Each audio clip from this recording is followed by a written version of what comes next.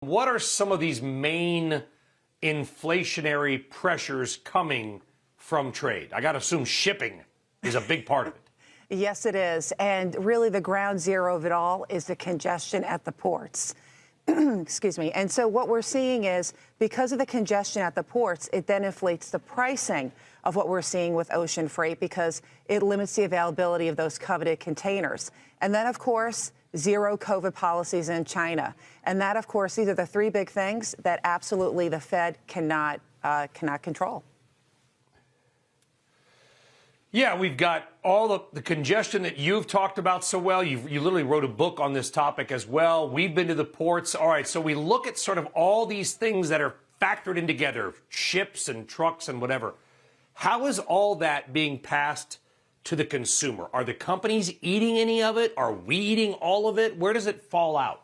What we've seen is I actually had Freightos, who created the Baltic Index. I had them overlay the CPI versus the ocean freight. And as you can see, it runs in tandem.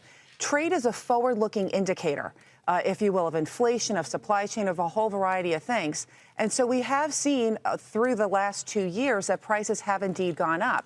Now, Seagull Logistics CEO told me earlier this week that not only are they seeing an increase in the ocean freight, you've got trucking spot rates up at 20% right now.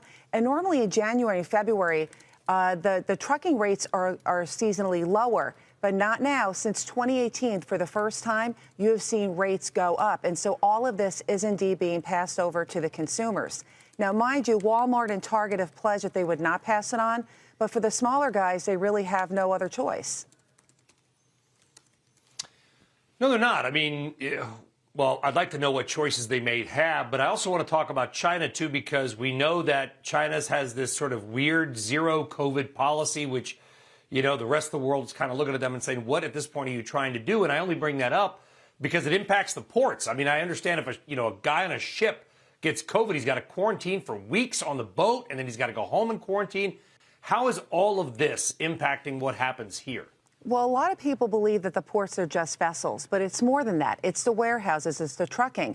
And so what you're seeing is on the port side, you have what's called a roster system where only half of the folks are working. So they're working and they're confined. That's the key there. They're confined at the ports and the others are off.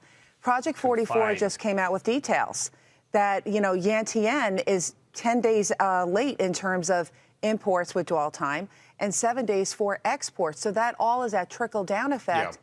Yeah. And get this, Kuhn Logistics told me that North America is 80% the reason of this congestion. And more importantly, it's Los Angeles.